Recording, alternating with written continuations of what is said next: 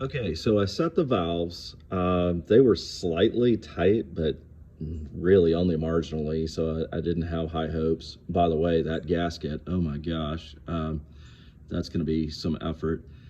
Still had the same blowback out of the intake of the carburetor, so I did take the exhaust loose. I'm still getting blowback, but maybe not as much.